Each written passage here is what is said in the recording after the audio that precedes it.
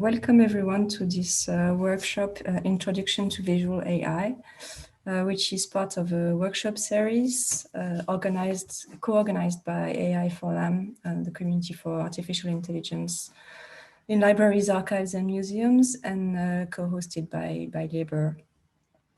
The workshop series is dedicated to applying and deploying AI in GLAMs, and this is one of the last workshops of the series for those of you who may have attended other events. So I will be your host today, so that's me. I'm from the National Library of France, and we are welcoming Giles Burgel, who is from the Department of Engineering, Science and History of the Science Museum in the University of Oxford. And a few notes before we start and before I hand over to Giles. We welcome you to this workshop. You know that you can rename your name in Zoom. You just have to click on your label if you need to change it. If you can use your real name, it will be nice for everybody. Please make sure your microphone is on mute when you're not speaking. Obviously, we can also mute the microphones. I will be in charge of that during the workshop if needed. And when you are speaking, if you can please turn on your camera, it will be very nice as well to see you. The workshop is being recorded, so we are going to stream the videos online after the workshop series, and you will receive a link to the recordings. Regarding the slides, they are going to be on Zenodo. They are not yet on Zenodo, so I won't put a link right now in the chat box, but we will give you the link to the slides at the end. If you really need the link to the slides during the workshop, just send me a message in the chat, and I'll make sure you have that. Also, if you have questions, you may ask them during the presentation, during Giles' presentation, and I will make sure he gets the question, or he will look at them in the chat if he has time. And that's about it. So Giles, the floor is yours. Well, good morning, good afternoon, or good evening, everybody, wherever you are. I'd like to thank you for coming. I'd like to thank the BNF and LIBER for hosting this workshop, and the AI4LAM network for hosting this series. So this is the agenda for today's workshop. I'll begin with a presentation of about 50 minutes, more or less. I keep these workshops fairly free-form. As Emmanuel said, if you have questions during the presentation, do please put them in the chat, and I'll take a look at those maybe at the end of the presentation, or during, perhaps, if there's lots of them, during the second part of the workshop, which will consist of independent tryout time, when you'll be at liberty to try some of the techniques, some of the software and demos I'll be showing during the presentation. I want to stress that this is very much an introductory level workshop. I hope it won't be frustrating for people like many of you who have high degrees of expertise. But if you do already know, have some experience with AI technology in GLAMs or in itself, the demos will provide links. I'll provide links to more advanced materials and to the methods that I'm showing. And everything I'm showing is publicly available. The software is publicly available as free and open source software. The demos and the data sets are available for wide reuse. After the independent tryout time, we'll convene to have a bit of discussion. So maybe there'll be a chance to answer some questions or that came to mind while you were trying out the demos, or maybe there are discussion points that have arisen from earlier on. And then we'll finish, but I'm very keen that this not necessarily be a self-contained event, because I'm very aware that we're not together, that we're doing lots of things remotely, of course, and there are huge advantages to that because we can join from all over the world. but I, for one, miss the ability to have informal and one-to-one conversations during a workshop that one would ordinarily have at coffee breaks or in the corner of the room during a workshop session. So perhaps, we can find alternative ways of being together after the workshop, if you like. So about me, I mean, I'll give a brief introduction. I'm based in the Department of Engineering Science at the University of Oxford, and also I have an appointment at the History of Science Museum in Oxford. My training is as a book historian, and particularly of early print, cheap print, and some of the demonstrations that I'll show today will reflect that background, but it's not, this is a general workshop for all kinds, based on addressing all kinds of use cases for visual AI technology in GLAMs. This is my organization, so the Visual Geometry Group in Engineering at Oxford. We're a large general purpose software engineering group specializing in vision, also audio to some extent, and also text. We've been around for a long time. We support large numbers of researchers. We make software available, demos, and so forth. And I'm one of two group ambassadors. On the left here is my colleague, Chris Nelliker, who's a biomedical scientist.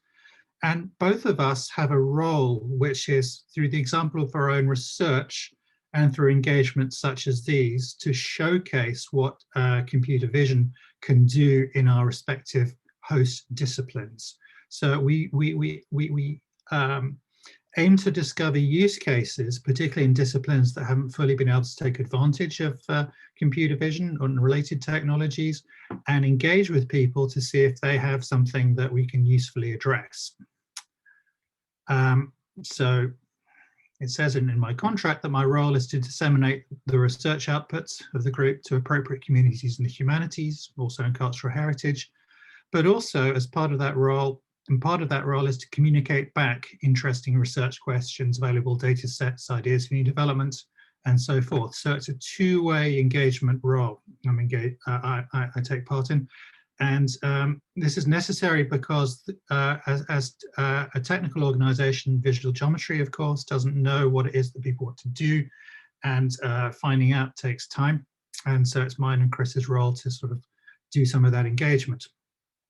Towards that end, towards this agenda of engagement, there's been evolution in the kind of research software that we produce as a group.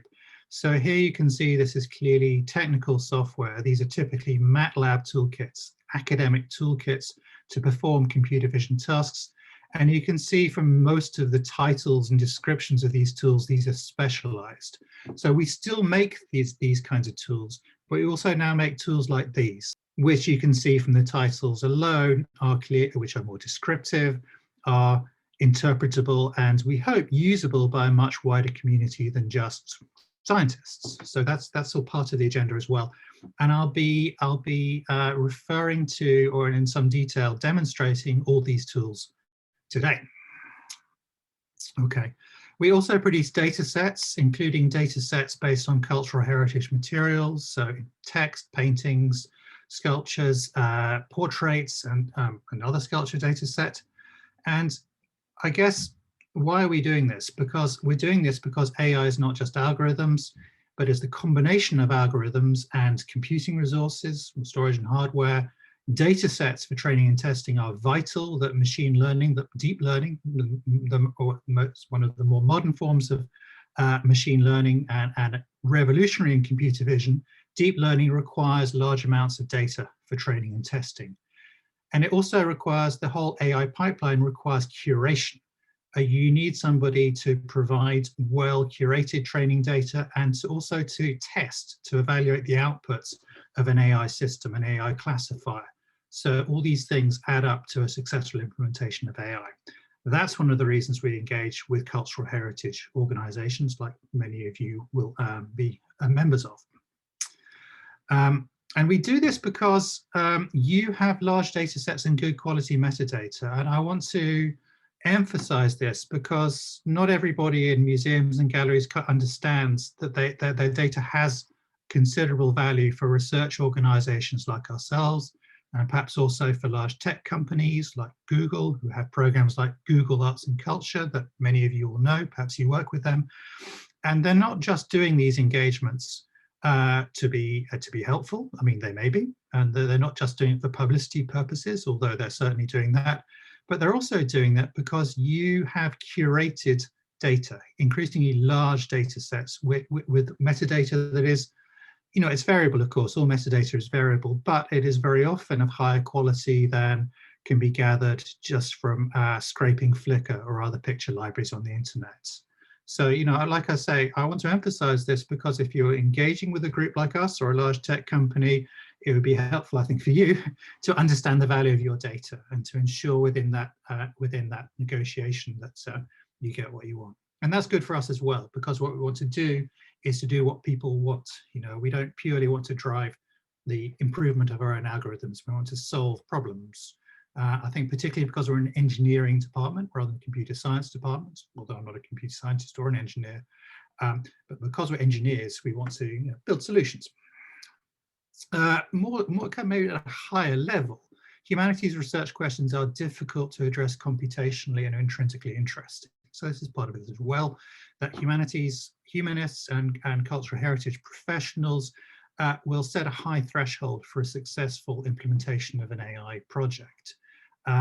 And what they're looking at is what they want to see, what they want to understand or to attribute to their materials is often complex and provides a degree of technical and intellectual interest that is of its own kind, you know, that is different from perhaps naturalistic materials in the natural world and so on, which are also interesting. And as I mentioned, there are kind of several kinds of benefits, several kinds of impact that result from these collaborations. That might include brand new research findings, or simply better metadata, improved collections management, refinements to methods or software, or new questions altogether.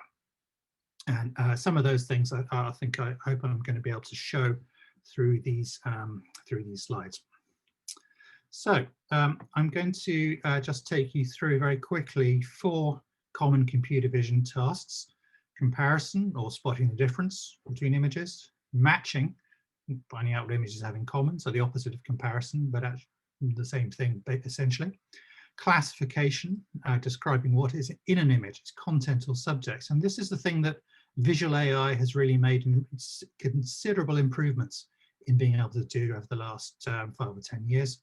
And also you talk about facial recognition, you know, one of the perhaps most controversial technologies of our time. You know, it's up there, I think, with genetically modified organisms or nuclear power. And it exists. We do it. We provide software to do it. And I think it's a preoccupation of all of us to ask, what is it good for? Is it good for anything? We'll see. So moving through these tasks, and these aren't exhaustive, there are other things you can do in the field of visual AI and more generically computer vision, but these are some of them. So comparison, spotting the difference. Now, I'm just going to give you 10 seconds to see if you can spot the difference between these 2 images of the little bits of text. If you like, you can put it in the chat or you can keep it to yourself.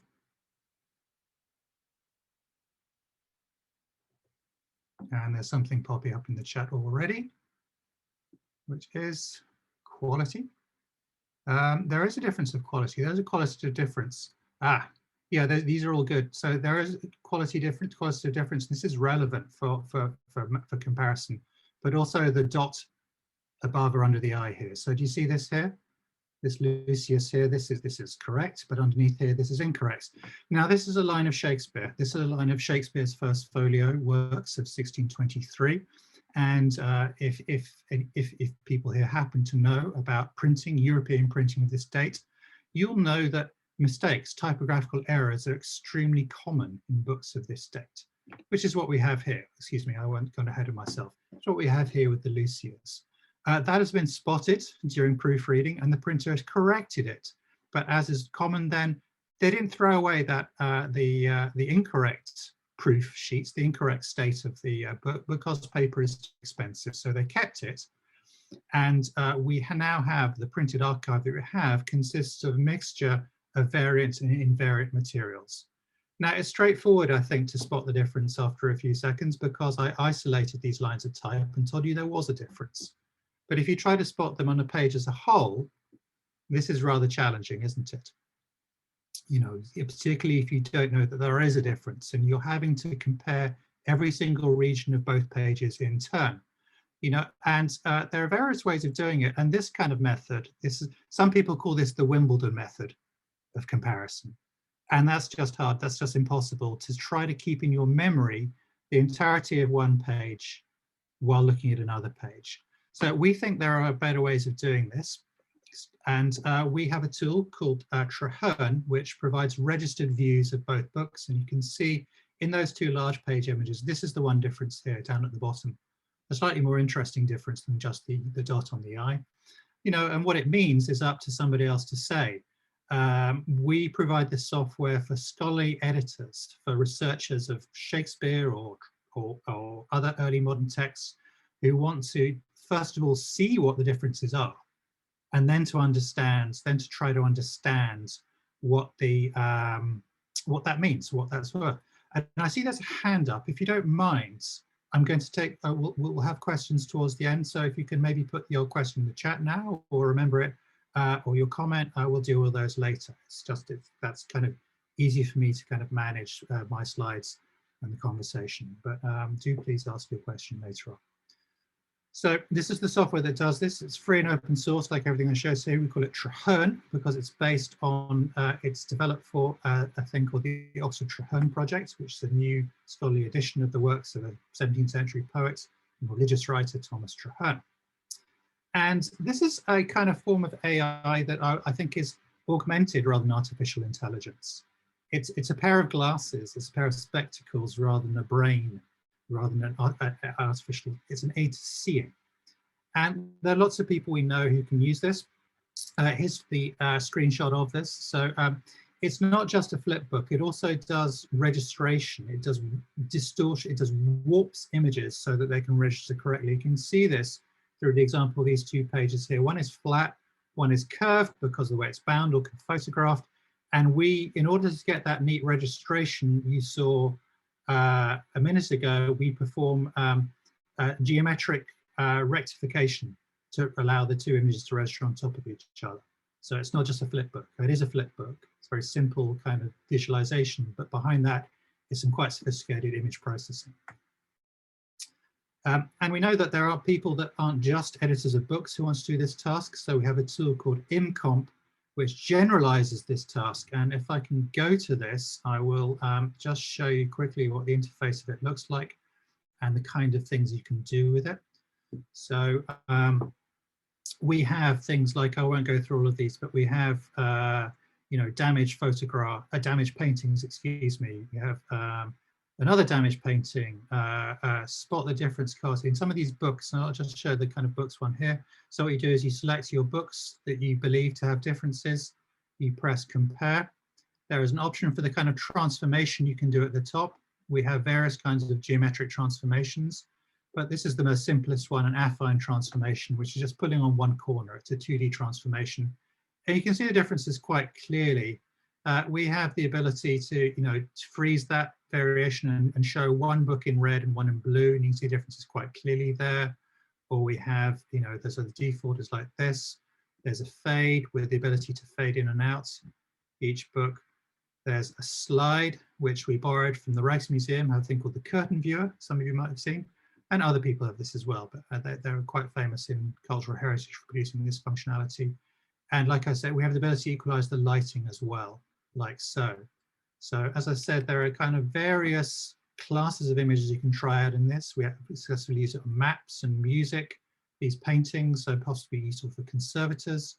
And I'm going to provide some other demo images for you to try out later on in the workshop. So moving on to matching, finding out what images have in common. Now this is a pair of comparison because we use some very similar technology under the hood in the background to perform this task. And technically this is a form of so-called instance-based image recognition, in which the task is to see if these are images to match images of the same object. So a building, this is a building in Oxford, All Souls College, from different angles, a close-up and a long shot, as opposed to image classification, which I'll get to later. We do this through a so-called bag of visual words algorithm, which you can see in action on this, again, this building in Oxford. And notice that the details of this building, these two images of the building, are successfully matched even though there's a difference in angle and scale. So these red features here, these little ellipsoids, are being extracted from each image and then they're being matched. That's the process. What is a bag of visual words? You may, if you're from a linguistics background, a computational linguistics background, have heard of a bag of words model of a text. And what they mean by that, the linguist, is that this is a model of a text that has no understanding of grammar at all, no high-level structure. It's purely a statistical model of the occurrence of words in texts. So you have here two examples of some text within a bag of words. Classify, you just have those words broken up, you know, and they can be listed by their occurrence. So similarly, this classifier here has no semantic understanding of what it's looking at. It only understands that there are these features which are variations in texture. So, for example, contrast or perhaps detail on the image. And as long as there's enough texture, we can match them. If there's not enough texture because it's too dark, then we have a problem. If it's pitch dark, we can't do that, clearly. These features are, like I say, defined by difference in texture. They're scale invariant. The size doesn't matter to some extent. And they survive rotation and skewing. As you could see, I could match that building, although it's different angles, but they don't survive flipping or warping. We can do things as we do with the book pages to match them if the images are warped. But in general, we have to get the images on the same plane. So the details on the front of a building, the exterior of a building, for example, we can cope with. But if there's geometrical deformation, then we need to rectify that somehow with this technology, with this method. And there are other things that we can do to perform this so-called instance-based image recognition. But this technique, which has been around for a while, is extremely effective on certain classes of object. For example, logos, which are typically flat. This is a screenshot from our BBC News demo, which contains 10,000 hours of BBC News and factual programming. And you can see we've retrieved the Google logo from various contexts. The top half of the screen seems like it's the identical program. These are actually different programs for them, or different, in some cases, different parts of the same program. And this is an introductory card. This is canned footage, as they see, which is used whenever they're introducing a news segment about Google. But towards the bottom of the screen, you can see the same thing is being used in different contexts, including right at the bottom, the same logo in rather different situations. So that's obviously of use for companies who want to find their logo on social media, something like that. And we can retrieve this rapidly. We can retrieve things very rapidly from very large data sets using this technique. Here are some older media. Like I say, I'm a book historian, so there are a couple of projects in Oxford that successfully use this technology to match illustrations, which are not quite identical, but they are printed from the same woodblock. It could be from other illustration processes as well. But in this case, these are printed from wood, and I can show you how this works through the example of the first of these, the project I worked on. This is how I started working on computer vision. And we have, as part of this resource, an image search engine in which we have 916 of these, which are 17th century English broadside ballads, so-called. These are songs, illustrated songs, and you might remember seeing that figure earlier. And in this interface, I can select a region of a ballad, and when I press search, it runs that as a query against 900 ballads in the database and comes up with these visual matches. Despite that, so these are different publications, but there's a match there. And I can go in and draw lines and regions, and I can see the matching like so. And that is fairly robust. Now, this is relevant because these materials, these blocks, are used and reused over and over again. And therefore, This block can provide an indication of place of publication or the publisher, the printer, if you don't have any other evidence. They're also extensively copied. So there's a problem in that you want to distinguish one block from another. And we have a refinement of this technology in a catalog, which I'll just quickly show you here. So in this catalog, we've got some keywords, so some subject terms, and those were assigned by humans, by my colleague Alex Franklin in the Bodleian Library in Oxford, but everything else was done computationally. So if I select the subject term man bust, what I get is a bunch of illustrations alone from the collection, and you'll recall that these illustrations are part of texts. But we've done, first of all, what we've done is automatically extract all the illustrations. So we used an algorithm to distinguish between illustration and text and just extract the illustrations. Then what we have within this category of man bust, we've got, we ran some classifiers on top of that to group together very similar images, but also to distinguish them by block. So each of these represents a different block. And you can see at first sight, these look the same, but I can go in, I can see all the impressions from this block in the collection. There's 40, there's a block number, and it says 9 of them. And there's a kind of comparison tool like with Traherne to distinguish one block from another, and I can move my mouse backwards and forwards and see that, particularly looking at the hair on this side of this figure, that shows that this is a good copy. This is not they get closer even than this, they're even more detailed than this. This is a pretty good copy, but it's definitely not the same block of wood. And again, this is very easy to do in this registered view, but it's very difficult to do side by side. There's one more thing I want to show in this resource before moving on, but I think it's kind of useful for showing how a successful AI system is a combination of vision and algorithmic reasoning or aggregation. And that's if I go to man full length here. Now, like I say, these are grouped together by similarity, but similarity is a very difficult concept for computers to understand, and it's one we tend to use quite carefully, because when people tell us, I want to find similar images, then that requires a longer conversation about what they mean by similar. Do they mean similar shape, size, color, subjects, all kinds of things.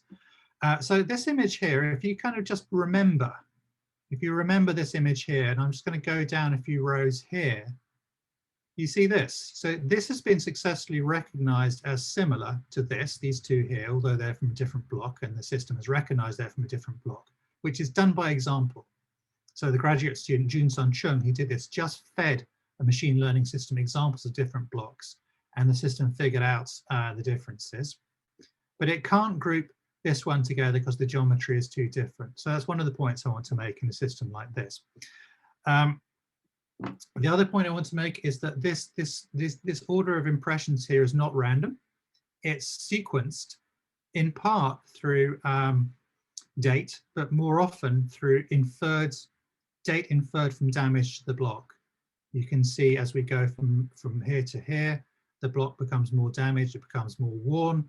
And again, I've got a nice visualization of that. So these are all stacked on top of each other. As I move across the face of these illustrations, you can see from newest to oldest, there's quite a nice sequence there. Now we can use that in dating, because we only have an approximate dating for these materials, right? These are very popular, cheap materials. And we have a 20-25 years date span for each publication, which we know from book history, from book trade history, from the dates of personnel involved in producing these items.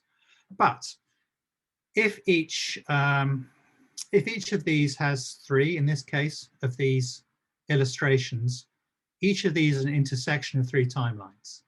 Now, again, a human can't kind of keep in their minds, keep in their working memory, those sequences and all the evidence that might bear on the dating of these publications, but a computer can. So this is something we've started to do. We haven't gotten very far with it, but it's certainly a kind of extension of this kind of matching and clustering work to use that for these materials in this way. And it relies on a knowledge of the processes involved, doesn't it? It relies on a knowledge of how wood behaves and how it behaves when it's covered in ink and applied to paper, and other forms of reasoning need to be brought to bear. Okay, so can you tell I'm quite interested in early in printing? This is not only going to be about books, I promise. So this is the software that does this. This is a slightly older version of this now. We have a new version that's just out shortly. It's called VISE.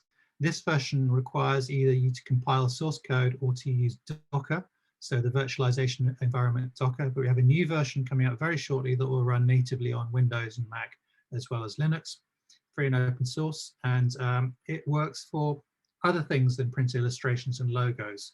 Here are some examples of the kinds of things it can match: tiled surfaces, mosaics, coin stamps, seals, printing surfaces themselves, not just their offprints, but surfaces themselves, and also duplicate image files. So it has a role in deduplication. I'll just take you very quickly as time is getting on through some of these applications. So we can match woodblocks. This is actually not a match. And the reason it's not a match is because the geometry of these are different. This is the original block in the British Museum. I'm sorry, I should have had a caption for this. It's in the British Museum. And this is an impression of that wood block. Now, these proposed matches here are actually pretty much random noise, because if you look at them, most of them don't align with this. And that's because this image is a flip of this, which is what happens in printing. So that's not actually a high performance match. But if I flip it, if I flip the block image and Photoshop it, I can get a very good match. So what I did a few simple operations in Photoshop. I used the levels tool. I think I thresholded it as well. And tried to make the block image look like its impression, and it matches really well. And that's perhaps helpful for museums that have these items in storage and they don't know where they were used. We can help with that, and this has been used in such a way. I've also successfully used it on metal printing surfaces, a copper printing plate in the Bodleian Library in Oxford, in Photoshop in this case. And again, you can possibly not see very clearly because of the regions that I'm matching are in the way. But again, I've flipped and Photoshopped it, and I've matched it successfully to an illustration within a printed illustration within a book. And other features of books had some success on, so book bindings. Now, I also mentioned on the slide of what else can VISE do: deduplication. This is a task that many institutions, many people are in need of. Because images build up, they get copied, and then those copies get merged back into an original collection. Perhaps they've been renamed. Most every cultural heritage organization I know, unless they're extremely well organized, and I'm sure BNF is extremely well organized, and so are all your institutions, but many of them have a duplicate image problem. So we did a bit of work using this VISE software for the Ashmolean Museum in Oxford. They gave us 262,000 images. We found out that 97,000 of those were identical. I mean, literally identical. There was no difference apart from the file name. They had been renamed at some point, copied to another file store and merged back, like I said.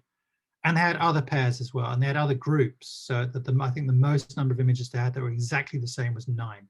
And that doesn't count images that are rotated, cropped, or resized, or that had, for example, file corruption errors in small corrupt features within them. VISE is quite efficient at dealing with those as well. And it's also good very often for different photographs of the same object. So there's a scale of similarity here that VISE can cope with. And again, I think this is quite a useful sort of, it's not what people tend to think of as AI, but actually these features, these visual features are often part of AI systems. And it seems more mundane perhaps, but I think it certainly as a form of computer vision, it's just very obviously useful. Okay, moving on to classification. Now this is definitely AI, describing what is an image, its content or subject.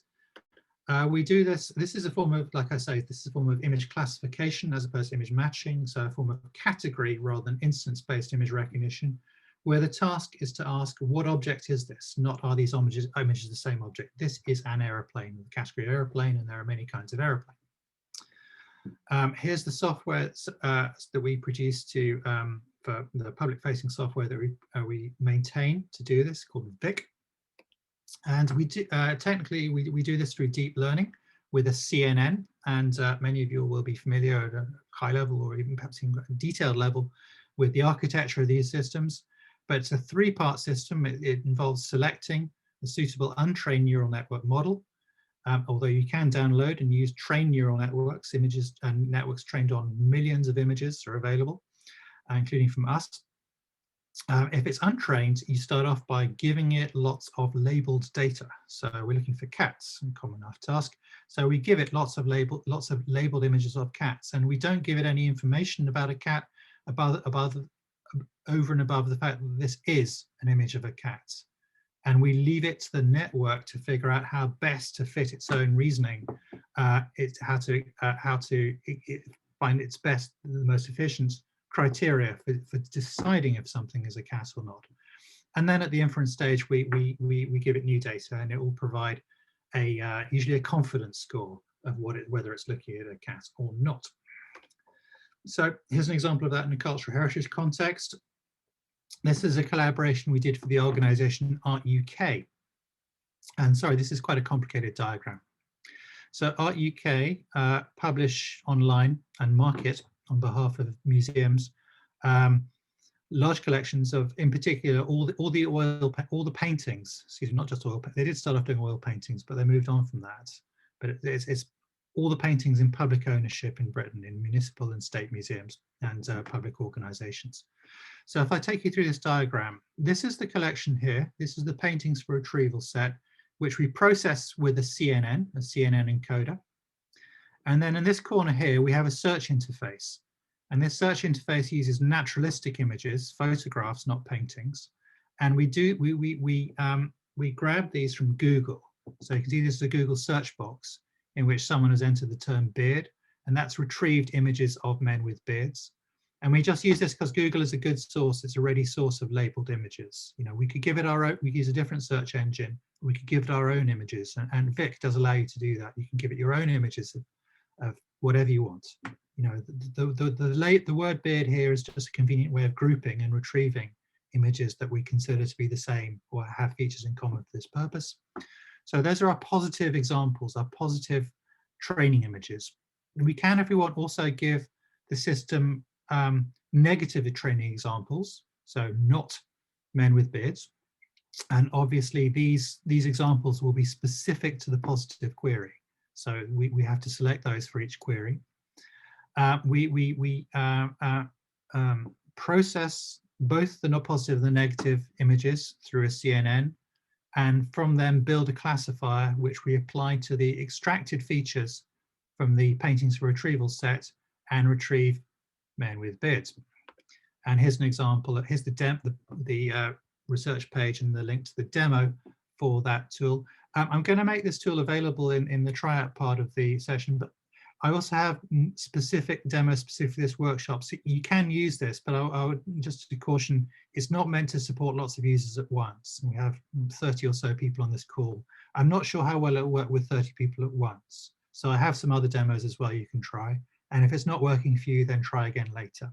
But it's meant to be a demo rather than a production system. And you can see you can search for sort of these very simple terms, abstract arch, baby, beard, and so on. If I go through them, so yes, we can find dogs, but there's kind of interesting example of bias in the training data here.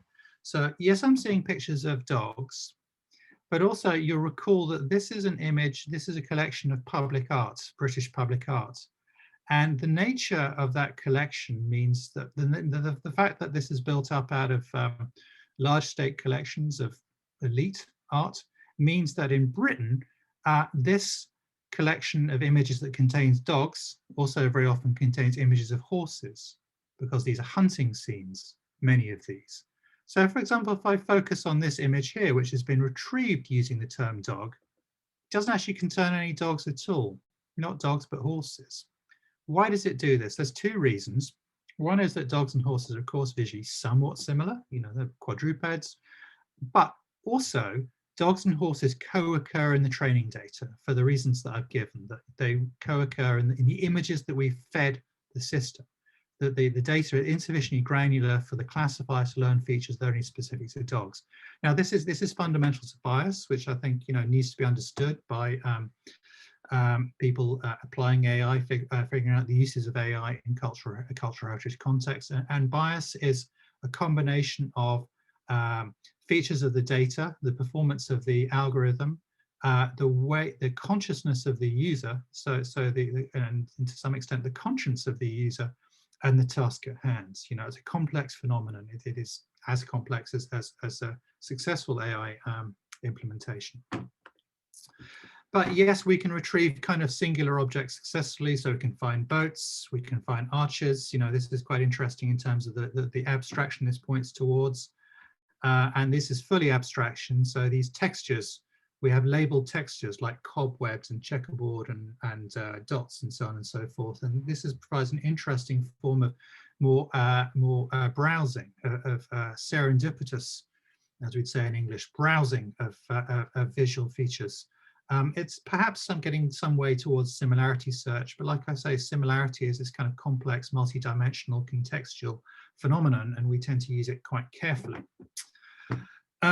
Now, in future, and in fact right now, there is a research task to move beyond these quite juvenile labels, cat, dog, it's like a children's book, isn't it? And do more high-level iconographic description, to do something more like what art historians actually do, who tend not to spend their time looking for cats and dogs in art, but to attribute meaning to images that, for example, the nativity of Western art, of Christian art here, which is a compound of elements, isn't it? The nativity in Christian art always includes a baby, usually a woman, the mother, Mary.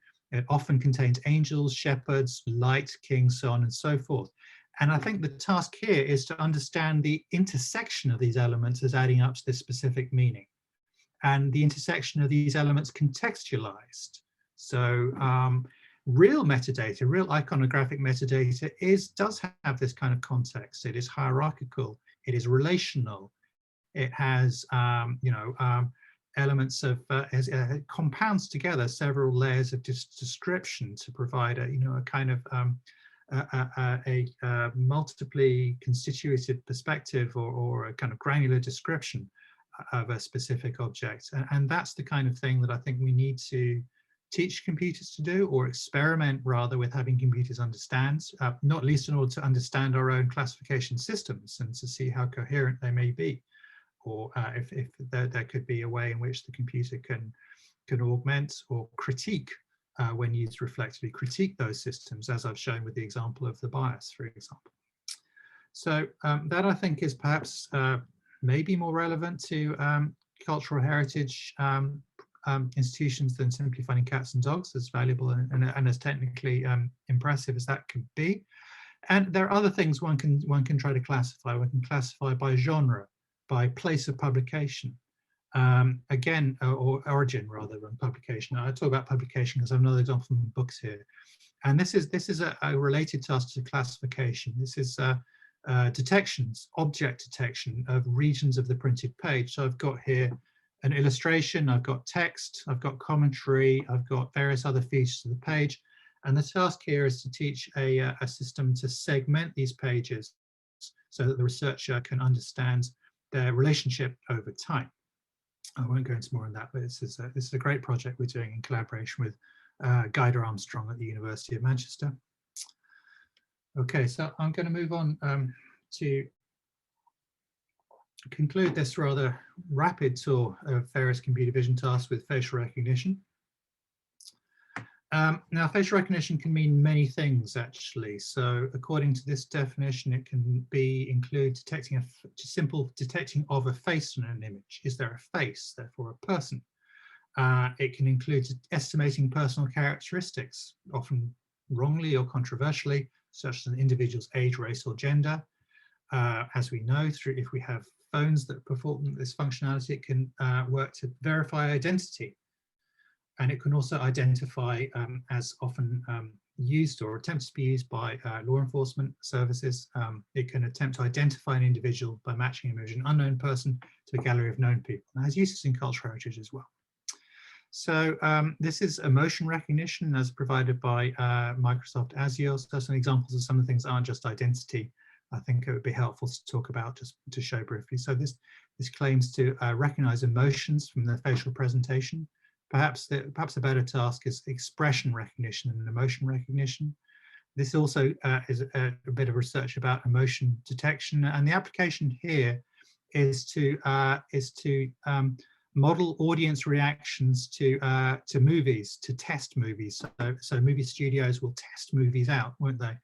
Or some of them will. They will test movies out on test audiences that traditionally have the test audience members have a box.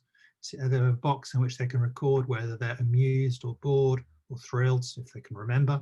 I suppose if they don't record anything at all, they're so thrilled they can't record anything. And this bit of research aims to substitute for that box by looking at people's faces and trying to recognize joy, amusement, boredom, and so on and so forth. Like I say, this is really about expression rather than emotion. And here's a kind of playful and creative use of expression detection. This is Apple's GarageBand software, which lets you control the pitch of a virtual instrument by grimacing, by making facial expressions, which I think is great. And I would love there to be more of this sort of thing. I'm going to get to myself.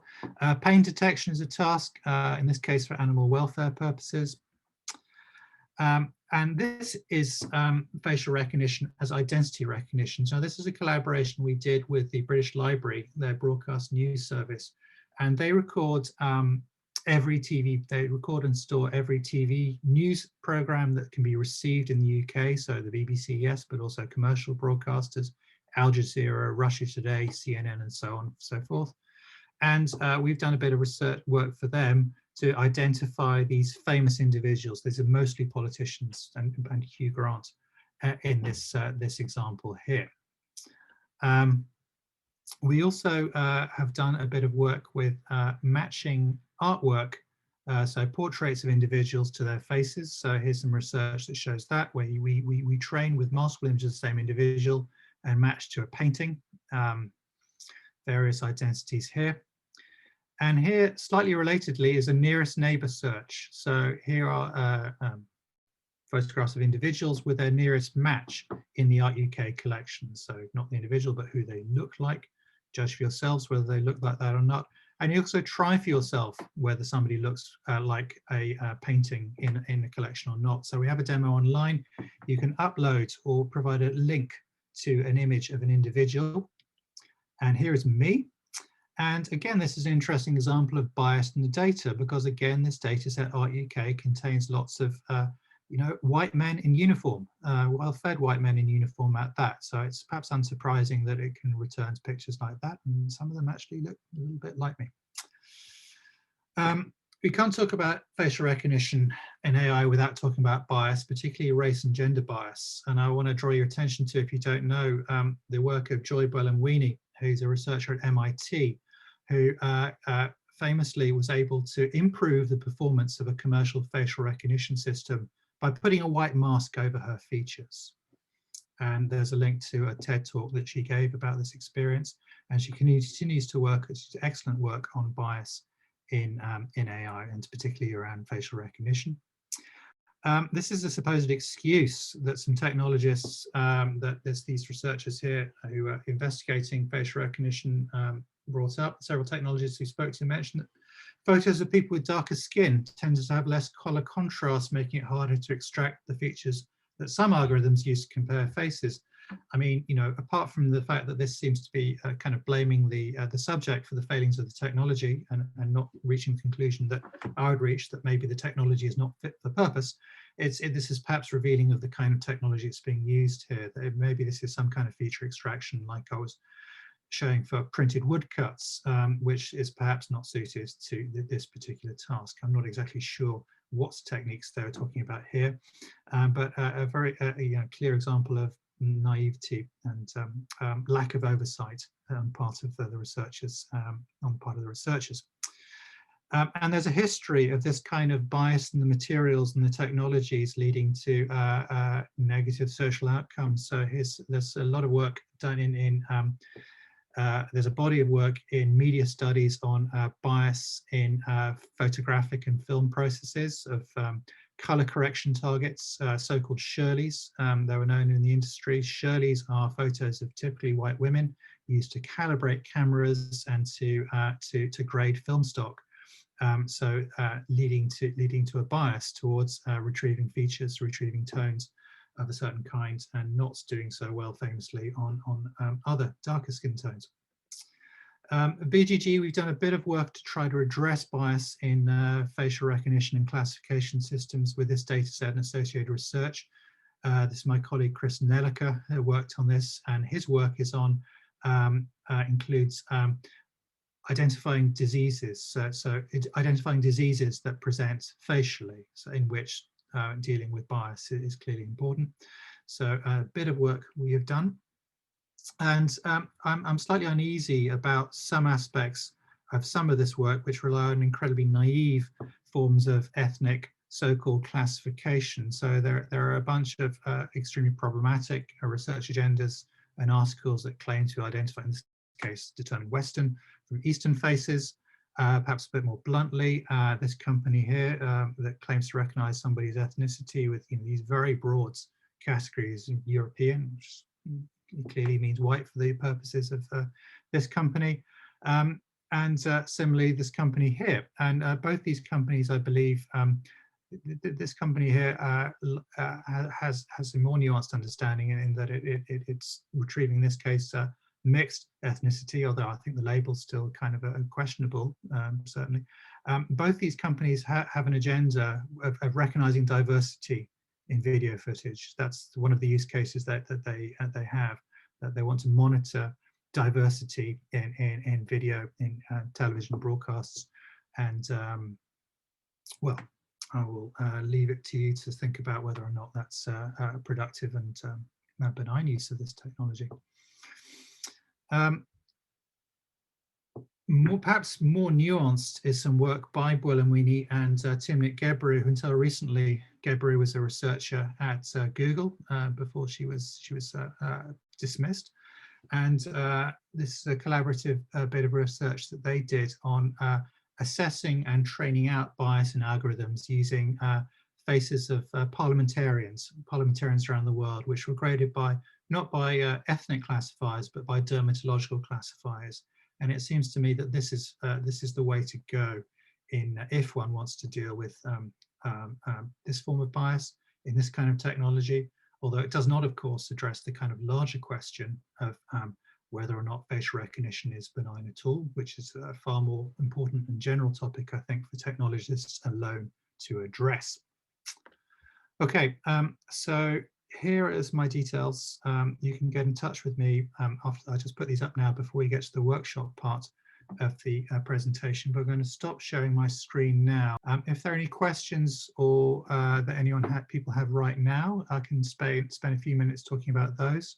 And then before moving to the tryouts, I see there's various questions in the chat and there's some hands up. Why don't I hand back to Emmanuel? Could I ask you, Emmanuel, to Sure. Look at the questions and the hands and keep track of those and call on people? Of course. So Giles, you had two questions in the chat, and I think they are related. They relate to the matching use case that you demonstrated. And the question was whether you can use that kind of computer vision use case to match historical model maps, satellite images, or photographs of the same objects in different lighting or from different times. Yeah, so on the first one, sometimes it depends if how accurate, or rather a better way of putting it, how convergent the maps are. I mean, maps are a great example because maps have various projections. They're meant to be of the same thing. They're meant to have the same features, but they aren't, because they can be rendered differently, and because features change over time. But sometimes we can, and we've used the image comparator to find small changes in maps, just like the printed books I showed earlier. Satellite images and maps is something that's, yes, I mean, that's again, if you can extract the features, so if you can extract a clear coastline or something like a river, so the river that the Thames in London is an example that we quite often see when we're processing large collections of British printed books. So we did a demo for the British Library of Victorian books, and the Thames in London came up quite often. So that can work. It's not guaranteed to work, but you know, map people themselves have more sophisticated. They've been doing this for a long time. They have sophisticated algorithms to address this and to show to in some cases rectify, or geo-rectification, to warp and merge map images together, so you can go through a number of historical maps or a sea change over time, something like that. There's a project in the UK at the Turing Institute, Living with Machines, that I recommend because they do a lot of work with maps and in things like feature extraction, so finding, seeing features of settlement or industrialization emerging over time. So the second, there's also a query, but photographs the same objects in different lighting or from different times. Yeah, it depends. Sometimes if it's drastically different lighting because it's light or dark, then that can throw the classifier. Other times not. You just have to try it really and see. We have more questions in the chat. Do you want to take them now, or? Sure. For complex scenes, what is your object detection, ordering, visual relation pipeline like? I think I'm going to take that later, actually, because it seems like a complicated technical question. I might not be the best person to answer it. But for example, I mean, we use, for an illustration detection pipeline, we use efficient det. We've used mask-R CNN as well. The ordering is done, in one use case, we use VISE, so we're extracting features and ranking them using ransack. And visual relations, we might, there are other various things we could use depending on what kind of relation we want to extract. So I hope that's sufficient, but I can follow up later. Can some of the limitations of CNN's horse dog mistake be overcome by more detailed training, or is there only for some algorithms? It depends. I don't think the answer to every form of bias is just more data. I think that's naive. I think that it's everything. You know, AI depends on everything. It's the data, it's the algorithm, it's the use case, and the assumptions of the people performing the classification. It depends. So in some cases, yes, but other cases, you know, it may be that the algorithm, for example, is placing a you know, undue weight on certain geometric features that don't survive certain photometric situations, like a building in shadows, something like that. And then we have a question on what are some of the largest scale production uses of AI in GLAMs that you've seen, either using open source or commercial software? Well, that's a great question. Not production uses. I think most GLAMs are using AI experimentally rather than in production at the moment. I've seen AI used in, so not so much in the visual domain, but in natural language processing. I think that's being used in production, and recommender systems are being used in classification and you know, processing of metadata, recommenders for cataloged objects a bit. Visual AI, I don't know.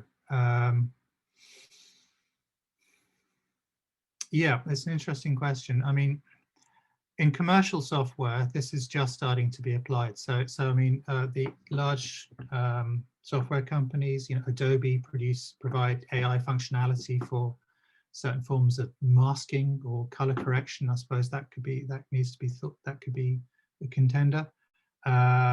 Things like visual search and classification are available through cloud providers like Google or Azure, Microsoft Azure, and they're being experimentally used. But at the moment there'll be a report shortly out from Europeana, whose AI and GLAMs task force I sit on.